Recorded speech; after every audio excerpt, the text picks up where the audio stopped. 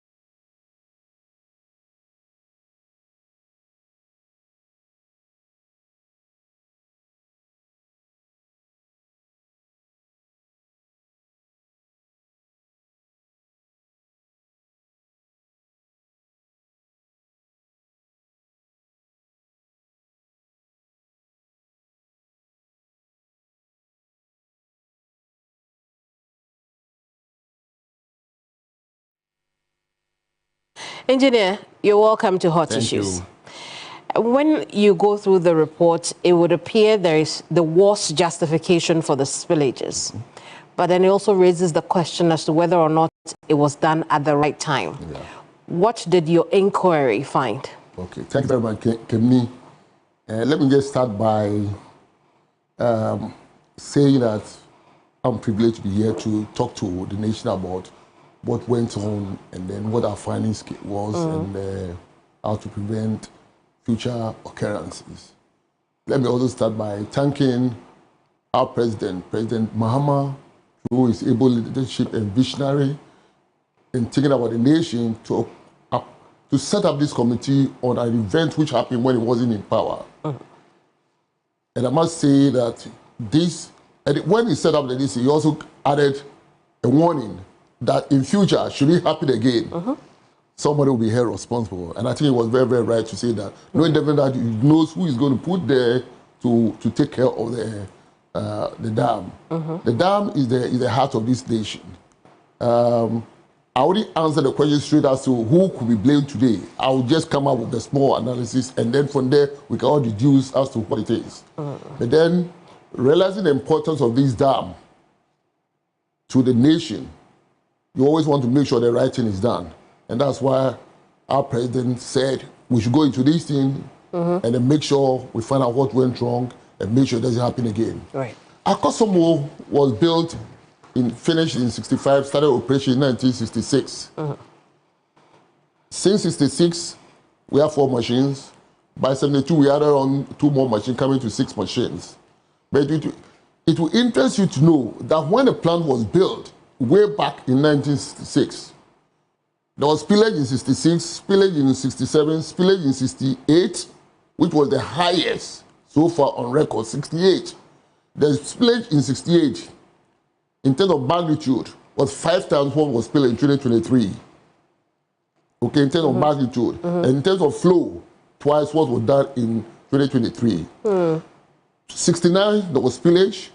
70, there was spillage. 71, there was spillage. 72, there was spillage. No spillage in 73. Then 74, there was spillage. Then a long break. Then 1982, 83, we went to the lowest level. I mean, I was a young engineer then. From the lowest level, I'm just saying it for us to have an idea of the lake that we're operating. Right. So went to the lowest level in 82, 83. That was below 240. Then 1991, there was spillage. And in the case of the dam, it's only the inflow, rainfall, which brings water into the lake. So there was spillage in 1991. From 91, there was no spillage. Then we went to the lowest ever level in 2007. That's I think I was the director of operations there. 2007, when we went below 235.00, we went to 234.97, lowest ever. There was confusion in the whole country as to what was going to happen and whatever, but we were able to sail through. And that was in 2007. Right. 2010, 3 years after that, 3 years, only 3 years, we went to 2010, and then we had to spill. From the minimum ever to the highest ever, it went to 277.54 in a year. So you can see a lake which can go to the minimum and within 3 years come to the maximum. Right. In 2010, the inflow that year alone was about 22 feet, highest. Okay. Okay, so then we spill. From 2010, I didn't know till I was giving the exercise that we went to the lowest again, 235 in 2017. I wasn't in office then. Right. So 2017, we went to the lowest. But in 2023, we went to the highest again and we had to spill. And they spilled in 2023. I'm saying all this is that this lake which level goes up and down and it's all as a result of inflow. And all these inflow varies at too many considerations. Now, when our customer was built, the unit, water which goes through the unit to generate electricity, the quantum, we can say is 50,000 CFS, cubic feet per second. That's the volume of water which goes through the machines. Right. Now, we have spillway gates which were built together with the plant. When you are building a dam, you know definitely one day there will be spillage. The spillway gates were built as part of the plant, and it cost a lot of money to build those spillway gates. So those spillway gates were built in 1960 when the plant was built. And you know how much the spillway gates can discharge? More than 10 or 20 times what the plant takes out. Okay. So you know that when you are building this plant, you have spillway gates, which can discharge so much. That means you know that one day, there will be that much discharge. So then adequate preparation should be made for that. Did we make those adequate preparations since the plant was built in 1965, 67, and 65 till date? Did we? I'm coming. Then Pond Dam 2 was built downstream of Akosomo. Right. Similar arrangement because it's downstream of Akosomo. The plant was built, commissioned in 82. Similar spillway gates were put there. So we had all these things, and we had all these pilgrimages. During that one day, we will. And that one day, we spilled in 68, which was a large volume. We never saw anything. But of course, the population in the country downstream was nothing, was so small at that time. But we have run this plan all these years. Did we manage the downstream area very well during that period? What do you think? Did we? I mean, based on your inquiry, do you think that? Probably not. Probably not. Did we? Probably not. Upstream, there's an LI which shows that you can't operate within, you can't put up any structure below elevation 280. There's an LI.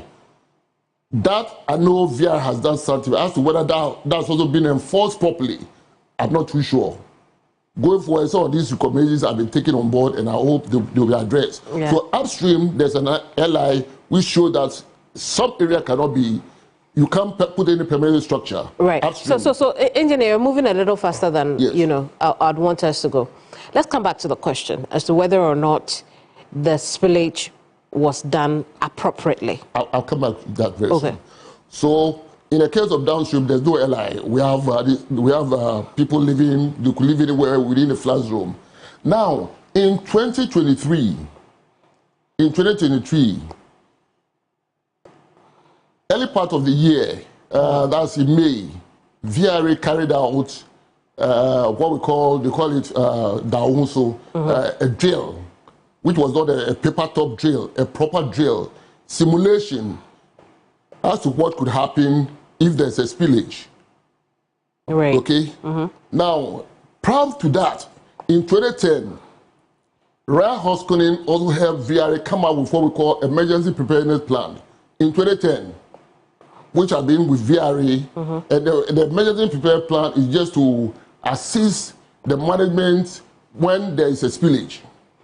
Spillage, which area will be dominated, which people will be affected, and how to manage it. The protocol on how to manage all these things. So this thing has been with VRA since 2011. But then every year they do a desktop preparation to say, if it happens, we'll do this. And there are a number of stakeholders involved in this exercise. All right, so hang on. I want us to separate the issue of the spillage from the floods that took place after the spillage. Okay. So let's deal with the spillage. Now, the dam had excess water. That is it. And the dam operators needed to prevent overtopping, right?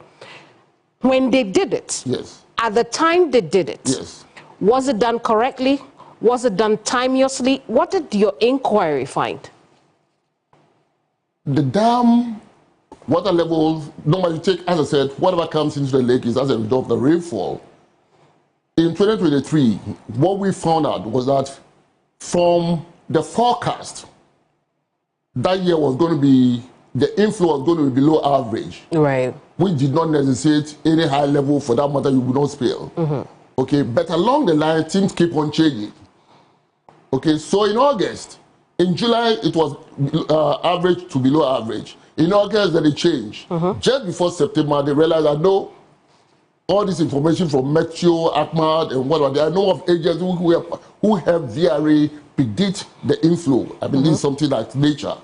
So when they realized there was going to be above average inflow, then that's where they initiated the move to spill. So when they realized in first September that no, this could be above an average year, they started warning everybody, started warning from the beginning to the 8th, and then by the 15th, when the level was 272.4, they started spillage. And then they started with volumes that could be manageable. And that's in the emergency preparedness plan, that's like phase 1. And that was started on the 15th. So let me say from the 15th, they started 20,000 CFS, went to 20, went to 40, went to 50, gradually to 70. But then what happened was that come October, the inflow went up. Normally for the lake, over the years, you get your inflow and the inflow peaks in middle of September or by the end of September, it would have peaked. If you mean that you would have had your maximum and start coming down. But it come the 10th, 11th of October, VRA noticed a spike. That the level, the inflow, the amount of water coming in was a bit too much than it could contain. Okay. Okay. So that necessitated a bigger spill? A bigger spill. Okay. But they have started the spilling since the 15th. 15th of September. And nobody was affected. From the 15th that they spilled up to the 10th, 11th of October, they were spilling all right because the volumes were below 100,000 CFS. All right. So let's run it back again. Yes. Right.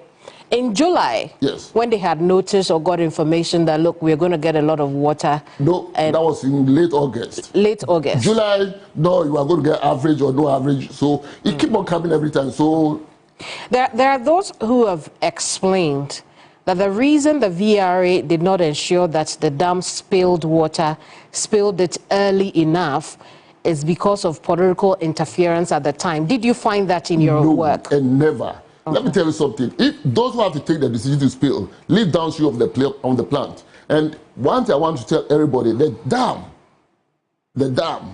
is a resource, is a treasure to this nation. Nobody would want to take any decision to compromise on the dam. The dam is the most important facility we have there. Now, if they have to take any decision, your decision will be to prevent breaching on the dam. Because when you breach the dam, or when it topples, everything will go. And then whatever you are trying to prevent, downstream, everybody will be washed away.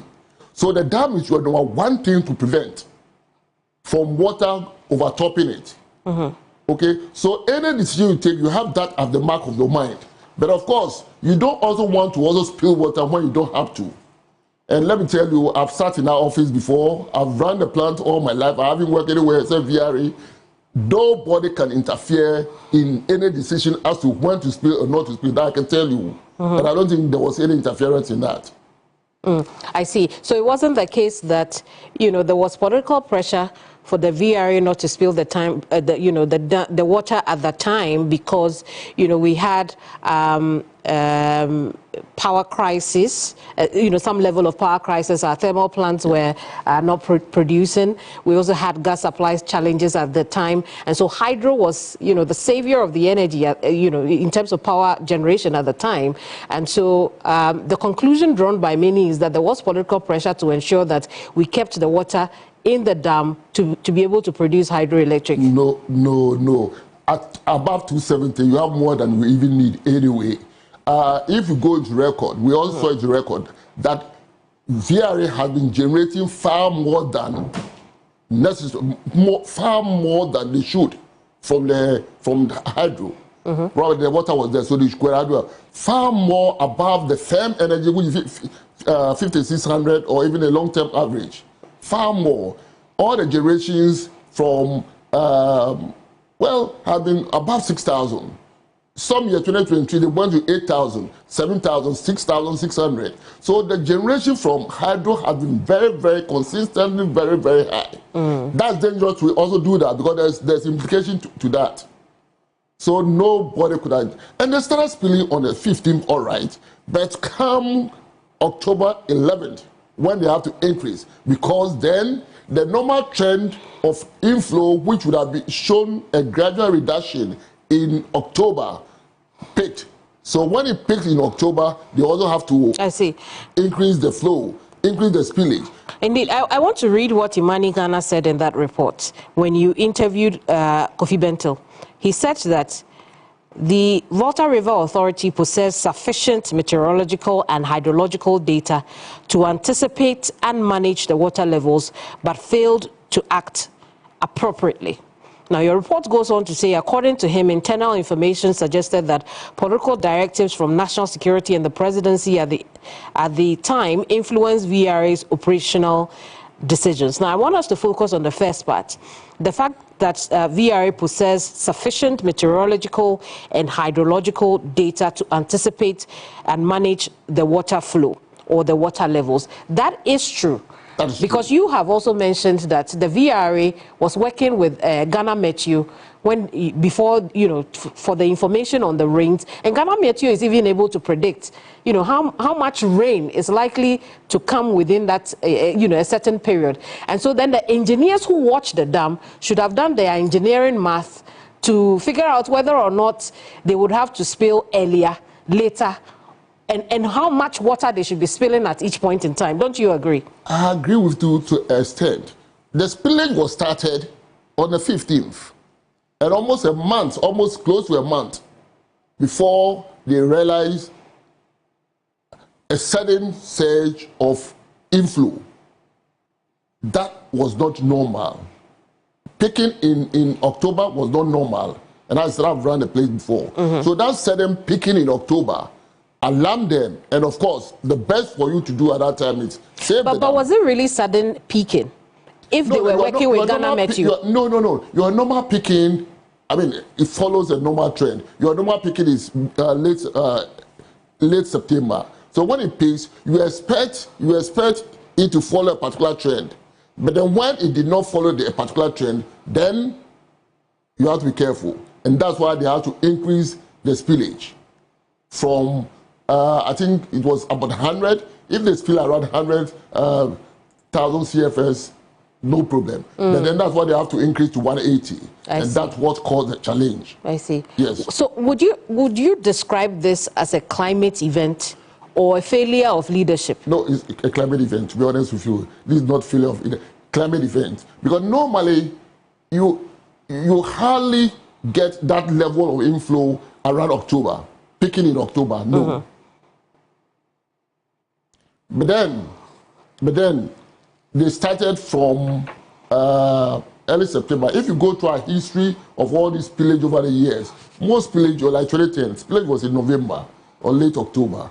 Okay, it comes gradually and then goes up. And as I said, there's always a fine line between spilling and not spilling.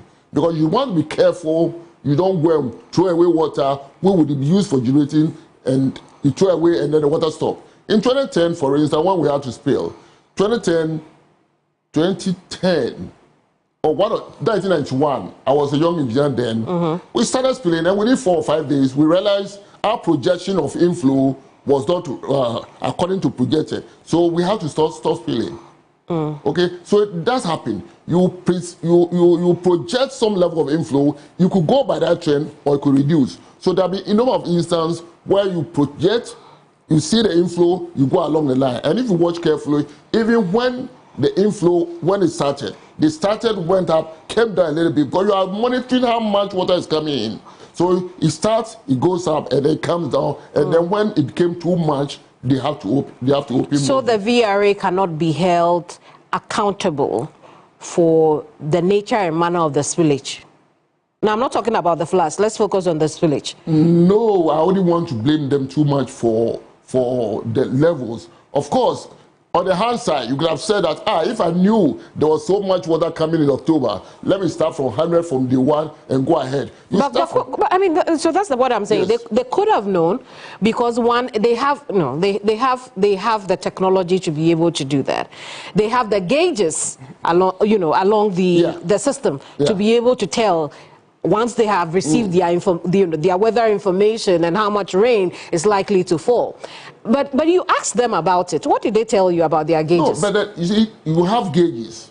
Direct impact rainfall onto the lake itself. You can't always predict that. You can't 100% predict that.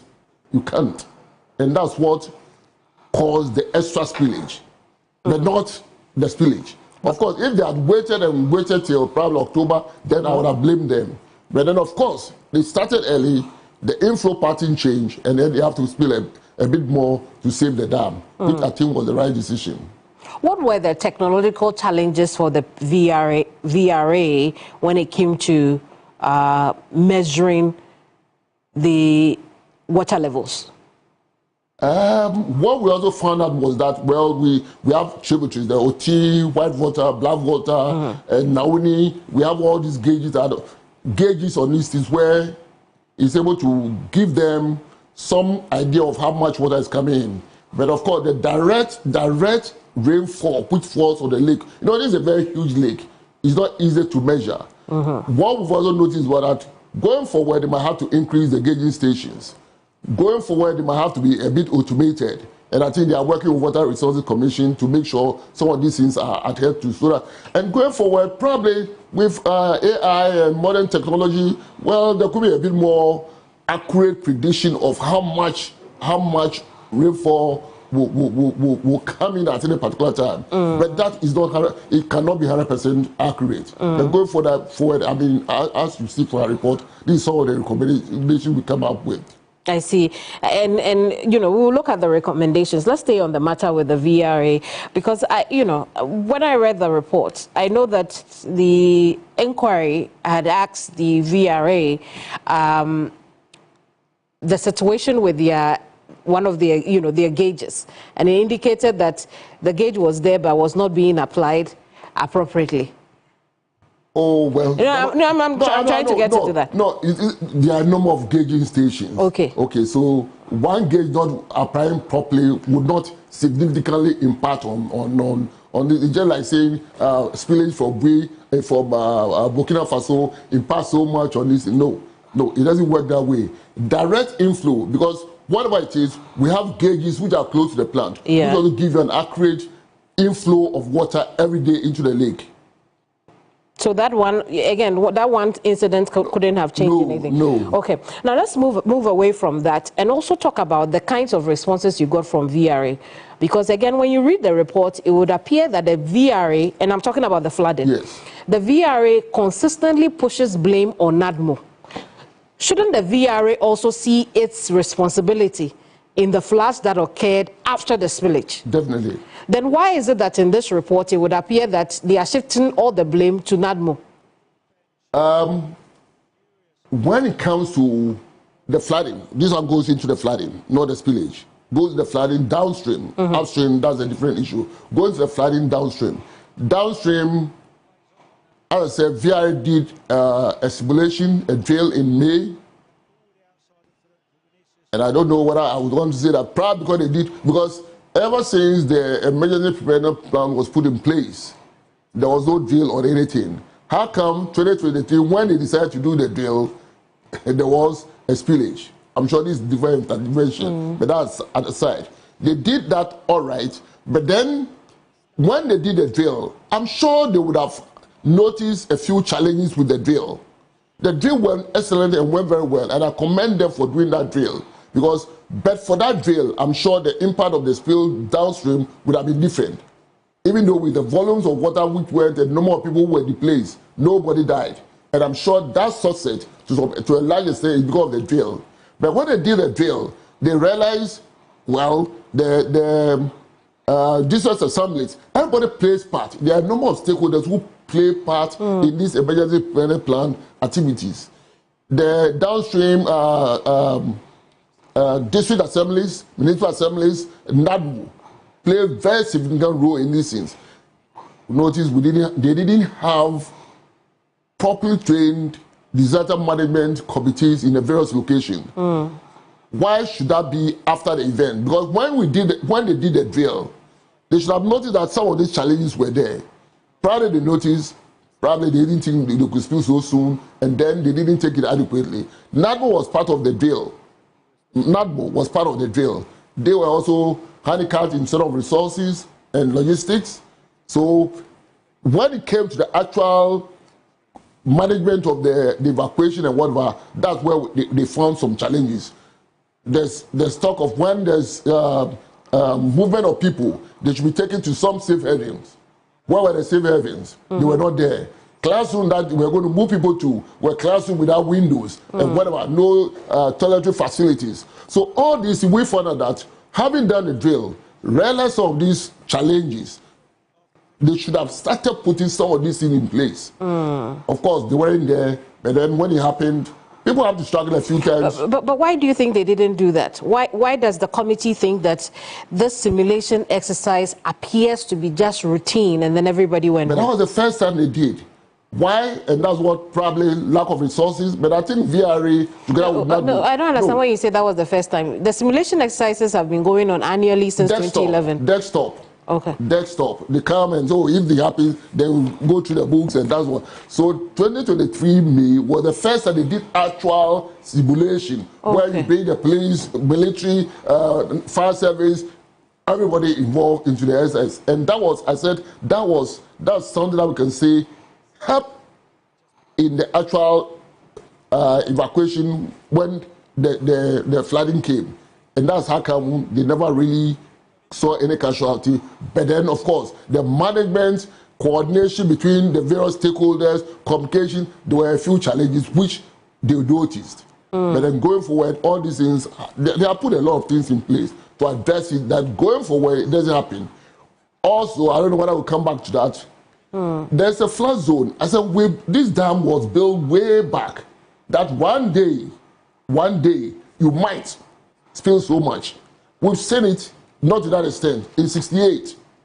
We've seen a massive flow increase in 2010, which took out 22 feet. So anything can happen anytime. Probably that's when we should have been preparing for all these things. But then going forward, that preparation downstream where a flood zone have to be, they are aware of the flood zone. People have been encroaching all these things. So between VRA, NADMO, and the assemblies and the chiefs, make sure these flood zones are properly protected. And airline will be needed to help enforce that properly, so that nobody stays within the flood. And that LI, we understand, based on what the former CEO told you, yes, that LI had been forwarded to Parliament. Is that the case? I'm not too sure of that yet. But that's what he says. There's an LI for upstream, but downstream, that's what has to be done. Well, the LI is something that would enforce that you do it. But then before the LI comes, nothing prevents the district assemblies, those who give the permit for people to build their houses at any location. It's up to them to make sure that enforce that nobody puts up any permanent structure within the flood zones. It's not LI would enforce and make sure a regulation that would enforce everybody to do the right thing, but nothing prevents the assemblies from doing that. Indeed. When we come back from our very first break, I want us to discuss the role of Water Resources Commission, because it would appear the VRA also pointed fingers at the Water Resources Commission. We'll look at some other interviews you had, for instance, with stakeholders and MPs. And when I talk about MPs, I didn't see the North Tongue MP being interviewed in this process, and I'll ask why. When I come back, we'll get that answer. Don't go away.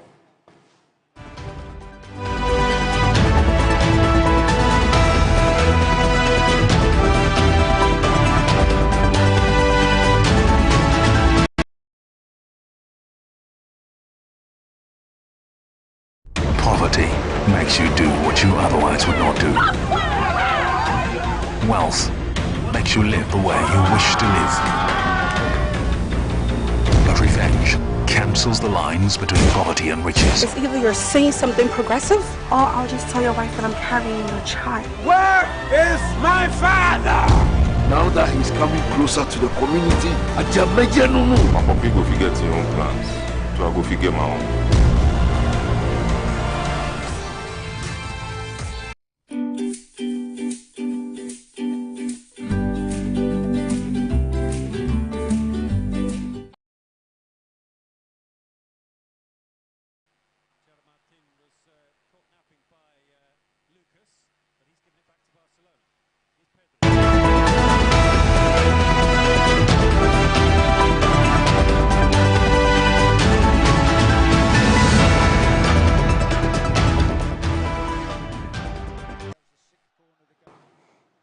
You're here on Hot Issues live on TV3. My name is Keminni Amanor. Today I'm sitting with the chairman of the Akosombo Dam Spillage Committee, Engineer Kofi. He's also a former CEO for VRA, so you can understand his depth of knowledge of the situation. Engineer, again, thank you so much for talking to us here on Hot Issues. When I look at the report, the VRA also seems to point fingers at the Water Resources Commission. What was the WRC's role in this whole situation?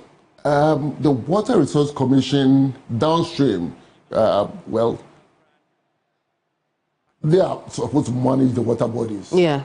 There are areas where we call them creeks, which have been silted for some time now, or were grown, so that when this happened, of course, the water couldn't flow in the proper directions, and they recognized that. And so they also didn't do their jobs over the years. The job has been left undone. Over the years.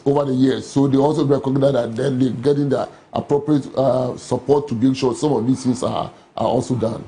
Yes. And so because they were not able to clear the banks of the am I using the right terms? Yeah, it could contribute. Okay. It could have contributed to some extent in the spread of the water. Okay. But then the volume was high. Yes. Okay. Yes. Did the committee find out why the WRC was also not doing its job to assist with, the VRA and the ability to manage the spillage? Through their own presentation, I believe they've started some level of work, and as to whether, as at the time, that was adequate, I have my doubt. Was it before or after the spillage? Before. They've been we've been collaborating. VRA have been saying we, because I used to work there. Water Resources have been collaborating with VRA over the years, and proper collaboration. I see. I mean, but clearly from the report, yes, in the lead up to the spillage, based on what Engineer Nchidakwa had told you, the Water Resources Commission had made their work also difficult because they had not been doing much of it. It could have contributed. Okay. Yeah, it could have contributed. Yes. I see.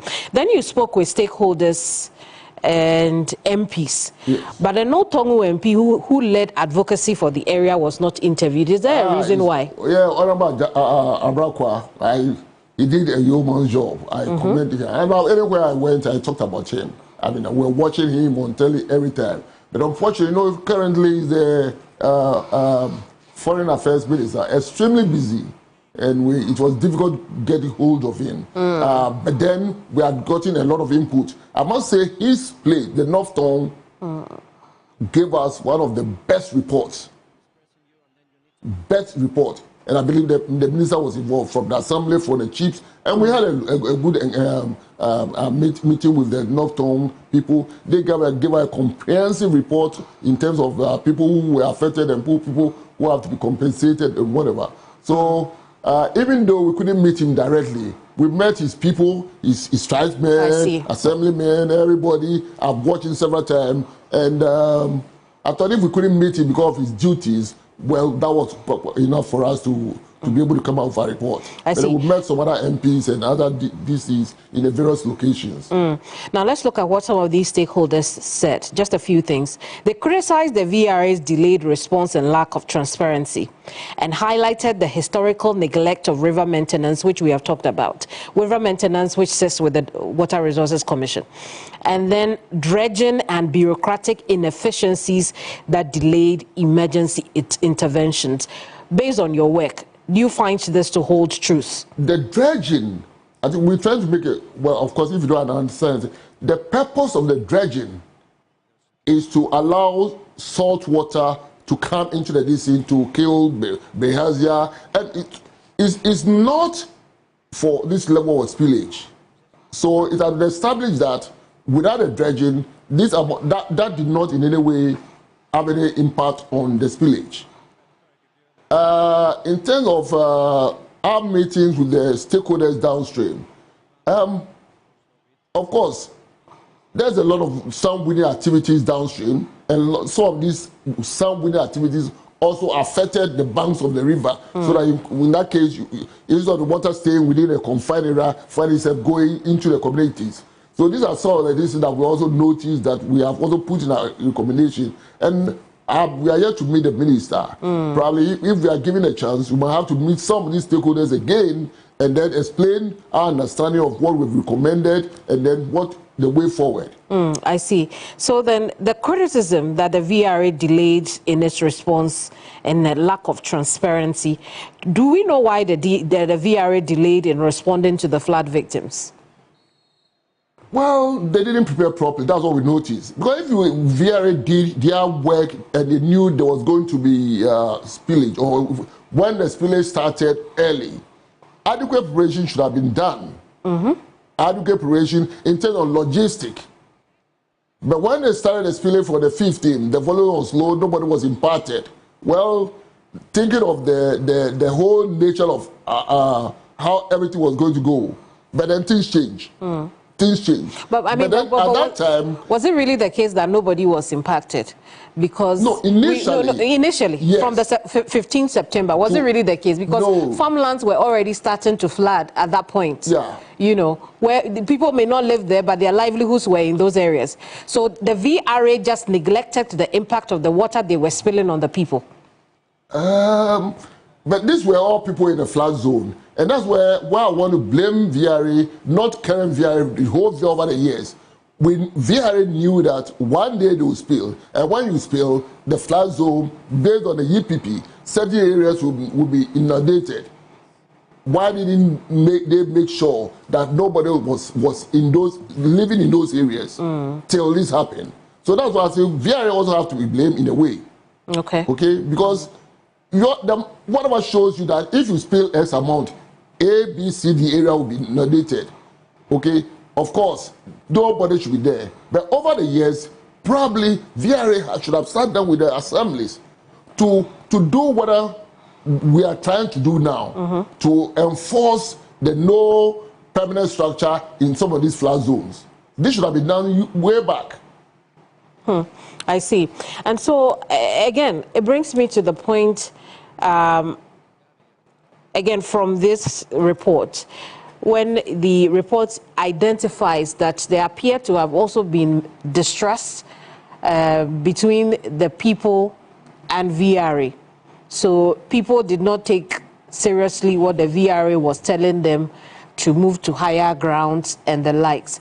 What do you think may have caused that distrust over the years from your engagements? Your spillage depends on inflow, depends on the rainfall. If the rainfall pattern changes all of a sudden, you might have to curtail your spillage. VRA has gone to these communities over the period to tell them, and there have been a number of instances that VRA might have gone to them, we go to spill, and then no spillage. So when you come again this time and tell them you are going to spill, human nature, wait and see. Human nature, wait and see, and then nothing happens. And then, unfortunately, the October incident came and they have to spill. But was it not more because, look, you're asking me to move from my home to higher ground. The question will be where? Where that's what one of the recommendations. Where means a safe haven, okay, which were not adequately prepared. But now we know that as a challenge. But then the important thing was move, and your life is more important than wherever you are moving to. So the where to move to, well, areas have been identified, but not properly prepared, and we've recognized that. Probably, not probably, going forward, all those areas where anybody will be moved to will be properly and adequately prepared. But then going forward, in the flood zones have probably been demarcated and make sure that nobody stays in those areas. Especially some of the, there are a few islands downstream. They're supposed to move out of the place. Because the moment you spill about some volume, those islands becomes submerged. So which means that as a country, we have to look at taking people to higher ground and providing them proper shelter. Definitely. Is that already in the works? Because that is in the work. Because going forward, what we recommended was that if for nothing at all, this exercise is to identify the flood zone downstream, and then to also have in mind that we could spill volumes 37% more than was spilled in 2023. We're looking at in the short to medium term, we should be looking at 1 in 50 year volume of spillage. And in the long term, look at 1 in 100 years. These are normal things which are done for big dams like what we have. So downstream, you should be looking at 1 in 50 years volume of spillage, and then make sure that nobody stays in those areas. And as a result of the EPP, emergency preparedness plan, all these maps are there.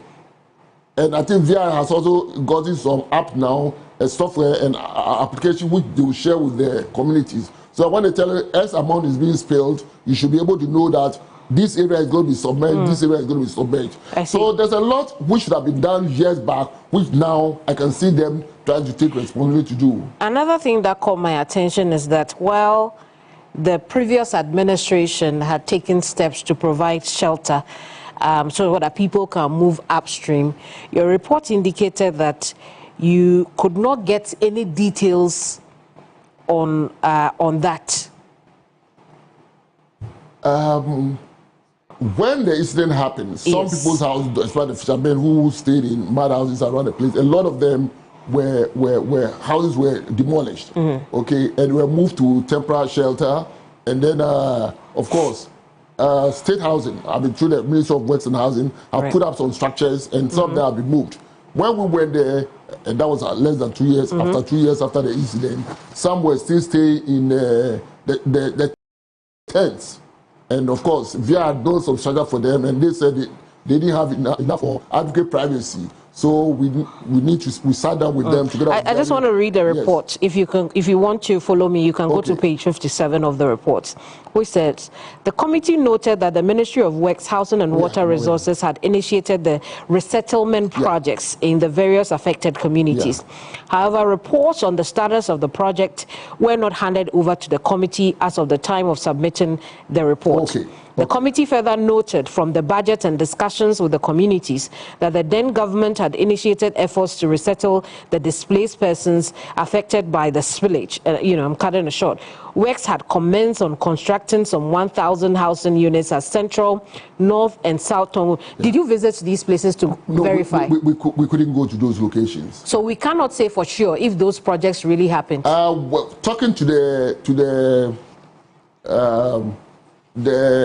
MCEs were not in place there, but they are coordinating directors who were there. Although we talked to the one in North Tongo, they told us that they've been there. Some of them have started, not completed. So we took their word for it. So, I mean, then your recommendation to the government of the day will be to continue those projects? Yeah, continue those projects and finish. Some of them were a bit reluctant to move to wherever they were going to be put. But then the challenge is that at that particular moment, where to get the land probably free became more important. So some chiefs voluntarily gave land out, and then they built these things. So the question of convincing some of these fisher folk to move there, and what we told them was that, look, you can go back to the river anytime and fish, but don't put up any permanent structure. So when you are told to move, you move. You could have your wife and children in this structure that are being built for you, okay, so that you can live in both locations, because spillage will not be done every day.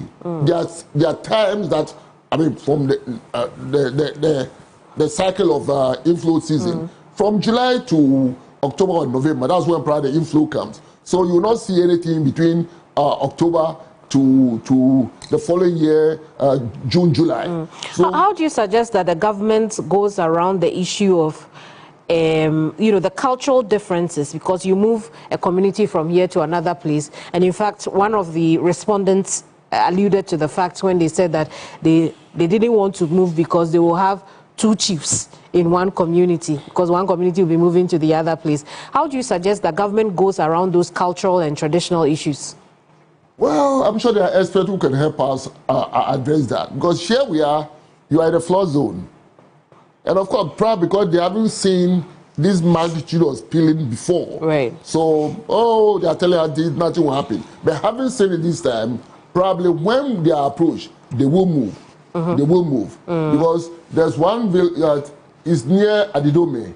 There's an old Bakpa or something. Yes. And there's a new Bakpa. The old one, they've relocated one of the island communities already. There's another small one where the people wouldn't want to move. But right now, I'm sure, having seen what happened, they will definitely move. And government will have to come in. And it takes the collaboration of the MCE, the MPs, and everybody. And we need some social scientists to also let them appreciate and understand what it is. Because today we've been able to spill this, we've been able to manage. Tomorrow it could be worse than that. But then we don't want to run a situation where we are spilling twice what was spilled 2023, and then we have people living down there.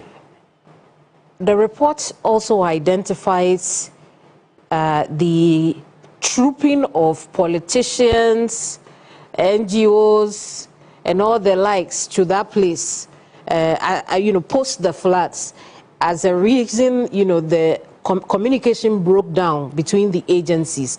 How is that? Explain how you came to that conclusion. It's just unfortunate, because during that period, the areas concerned, You have a government in place.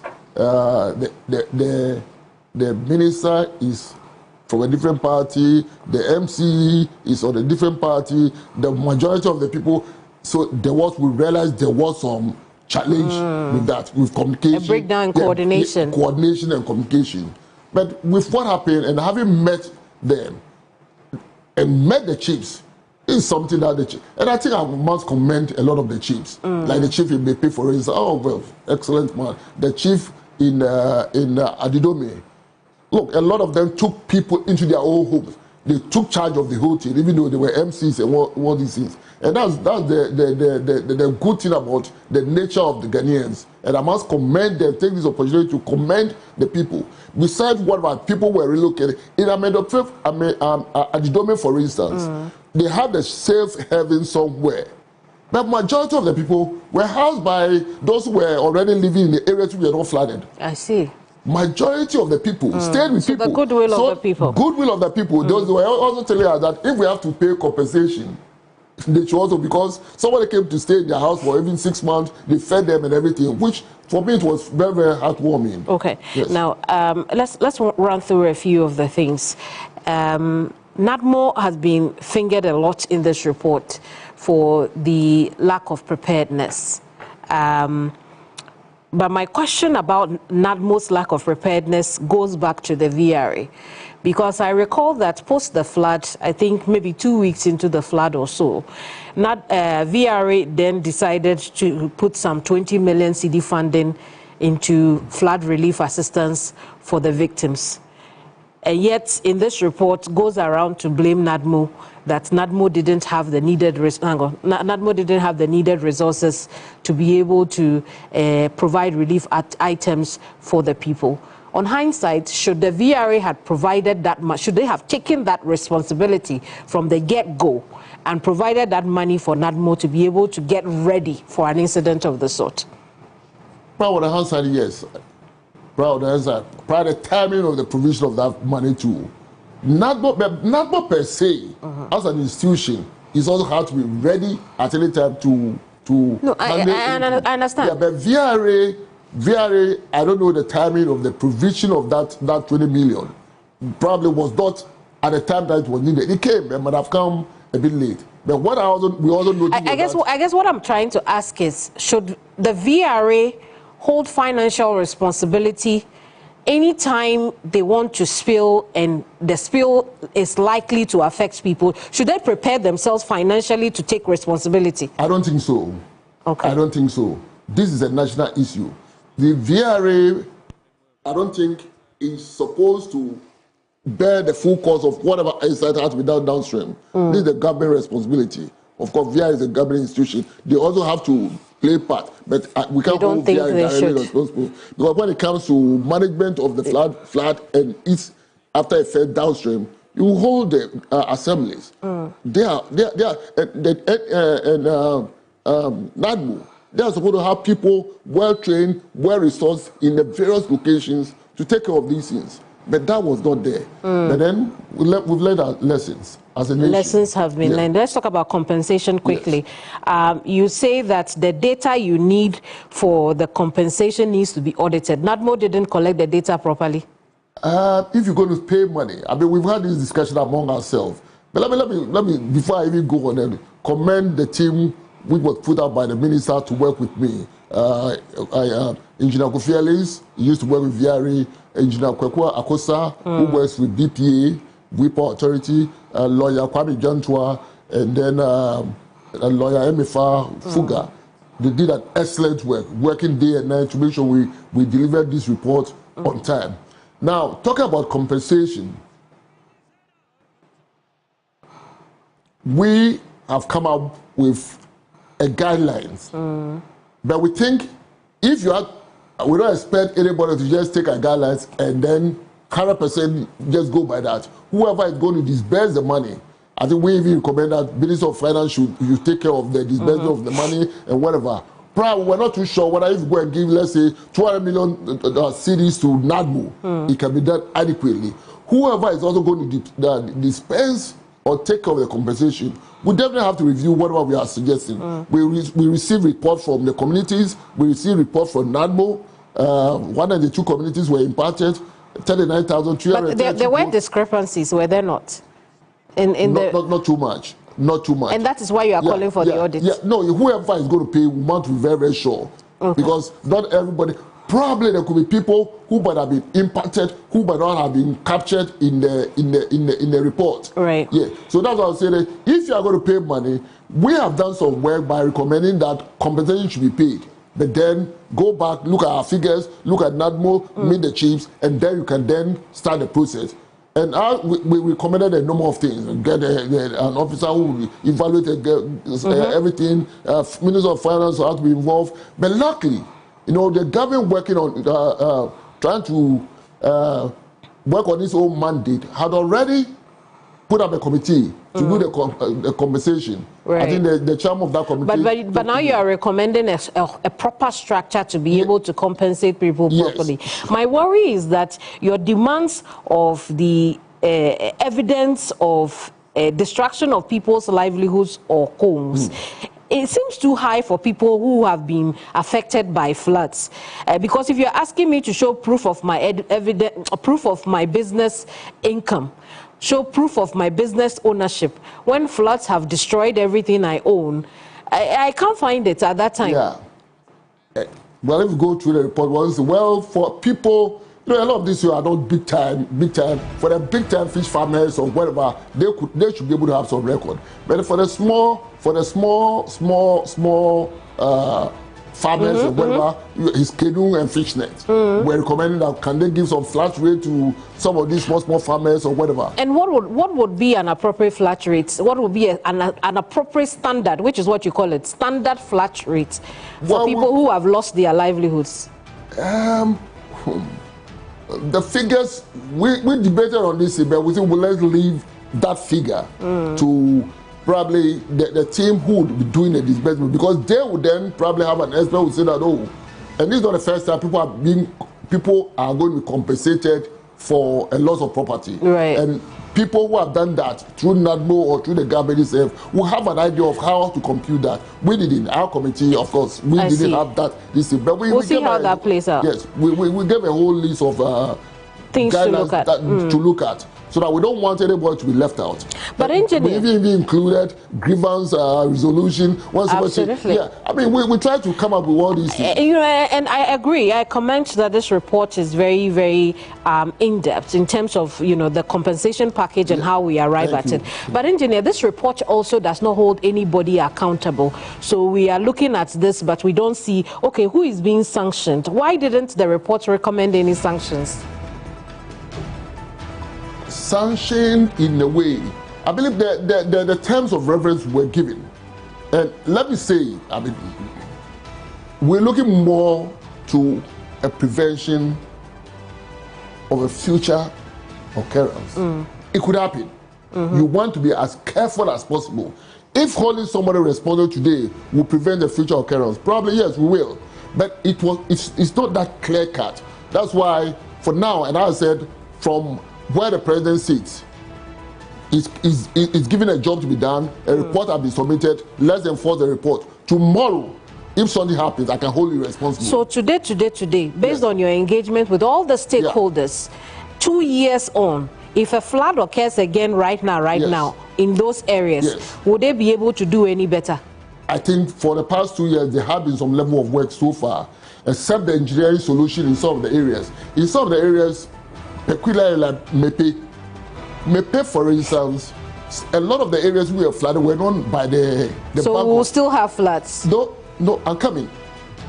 A lot of the areas which were flooded were not areas that near the river. They have creeks, and the water, because the water level went up, it found its way into the towns. And so with that, now they know that certain areas will be inundated if they have to spill some level of volumes. So, of course, if a place will be flooded, and for the flood for now, not until we put up the engineering solutions. It will happen again. Yeah, and for Mepe. And our response will be the same because NADMO still doesn't have money. No, engineering solutions, I believe VI has already started. Oh, what I'm saying is that, you see, stop areas are not by the distance. It goes all the way. We went there, far away from the river. But then you need to put up an engineering solution which will prevent the water from the lake going back. Have you presented the report to the president yet? To the minister. To the minister? Yes. Oh, I see. I mean, so top 3 things you would want the president or the minister to take note of from your reports. Top 3. The top 3. Top 3. 1, the flood zone had to be enforced. Right. Because what we spilled could be spilled again. 2, and enforcing the flood zone, we've also indicated that we should, in a short to medium term, prepare for flooding up to the magnitude of 1 in 50 years, which would be about 37% of what was spilled in 2023. Okay, and then we take the compensation. People living in some of these areas who were affected have been compensated, and we make sure the flood zones are properly protected downstream and upstream. Okay. So that tomorrow the level goes up, will not run into this problem. And VRA also have to equip themselves more so that they can predict a bit more accurately how much water will come in, so that they can take the right decision, in which case it doesn't increase the challenges downstream. Engineer, I appreciate your insight on the subject matter. Thank you so much for talking to us. You're always welcome. Engineer Kofi. Happy Mother's Day to you and to all our mothers. Well, thank you. Who have lectured us to what we are today. But for them, I'm sure things would have been different. Thank you. Mother's Day to all of you. Thank you so much. Engineer Kofi is the chairperson for the committee that investigated the Akosombo and Pond Dam spillages that led to flood in surrounding communities. He's also former chief executive for the Volta River Authority, so you can understand his knowledge on the subject matter. If you are intrigued by the report, it's available on 3news.com. My name is Keminni Amanor, and this is Hot Issues.